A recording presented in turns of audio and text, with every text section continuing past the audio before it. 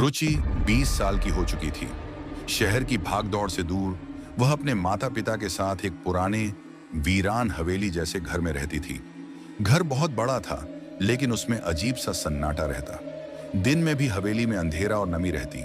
रुचि को अक्सर लगता कि इस घर की दीवारें उससे बातें करती हैं।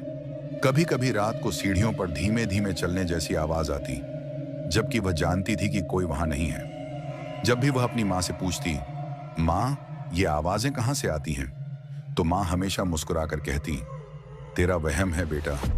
लेकिन पिता गुस्से में झिड़क देते, फालतू सवाल मत किया कर, पढ़ाई पर ध्यान दे। एक रात जब हवेली में गहरी खामोशी छाई थी, रुचि की नींद अचानक खुली। उसे खिड़की से हल्की रोशनी दिखी। उसने पर्दे हटाए तो देखा कि उसके माँ पिता आधी रात को लालटेन लेकर तहखाने की ओर जा रहे हैं। उनके हाथ में एक लोहे का डिब्बा भी था। रुचि का दिल धड़कने लगा। उसने सोचा, ये लोग आधी रात को तहखाने में क्यों जा रहे हैं? आखिर वहां ऐसा क्या है जो मुझसे छुपाया जा रहा है? अगले दिन माँ पिता किसी काम से बाजार गए। मौका पाकर रुचि चुपके से तहखाने की ओर बढ़ी। दरवाजा हमेशा बंद रहता था, लेकिन उस दिन उसे दीवार पर टंगा चाबियों का पुराना गुच्छा दिख गया। कांपते हाथों से उसने चाबी लगाई और दरवाजा खोला। जैसे ही दरवाजा चरमराया, उसके सामने धूल, जाले और सीलन से भरा कमरा था। दीवारों पर अजीब निशान बने थे। सबसे चौंकाने वाली चीज थी उसकी माँ की ही तस्वीर, जिसमें माँ बिल्कुल जवान दिख रही थी, लेकिन तस्वीर के नीचे तारीख लिखी थी 1975। रुचि चौंक गई। ये तो मेरी माँ की जवानी की फोटो है, लेकिन 50 साल पुरानी। माँ की उम्र तो अब मुश्किल से 45 की होगी। कमरे में लकड़ी का एक पुराना बक्सा रखा था। उसने खोला तो उसमें पुराने अखबार रखे थे। उसकी नजर एक कतरन पर गई।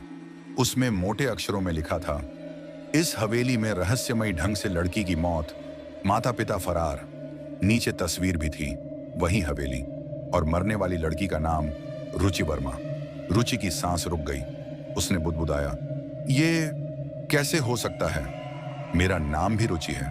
तभी तहखाने का दरवाजा जोर से बंद हो गया। रुचि घबराकर पीछे मुड़ी। उसके माँ पिता वहां खड़े थे। माँ की आंखें लाल थीं और पिता के चेहरे पर रहस्यमयी मुस्कान। तुम्हें यहां नहीं आना चाहिए था, रुचि, माँ ने ठंडी आवाज में कहा।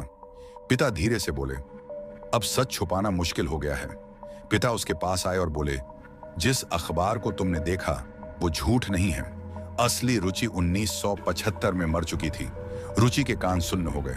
मतलब, मैं कौन हूं? माँ ने कांपती आवाज में कहा, तू हमारी बेटी की परछाई है। हमने उसे वापस लाने के लिए तांत्रिक साधनाएं की थी। कई बार कोशिश नाकाम रही, लेकिन तू पहली बार जिंदा रूप में सामने आई। तू हमारी असली बेटी नहीं, बस उसकी परछाई है। रुचि का दिमाग चकराने लगा। तू मेरी पूरी जिंदगी झूठ थी, पिता ने कहा। हमने तुझे पाल पोस कर बड़ा किया ताकि तू हमेशा हमारे साथ रहे, लेकिन परछाई का अस्तित्व तभी रहता है जब वो अपने असली घर में कैद रहे।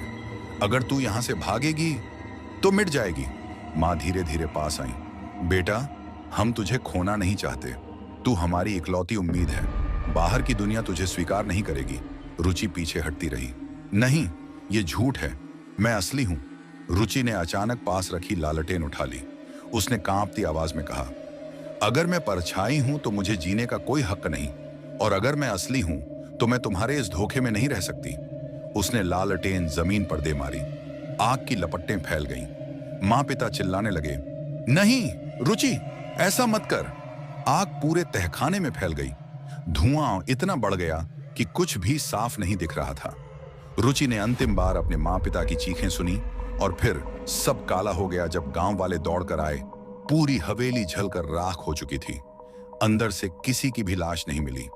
आज भी लोग कहते हैं कि उस खंडहर में रात को एक लड़की की परछाई घूमती है।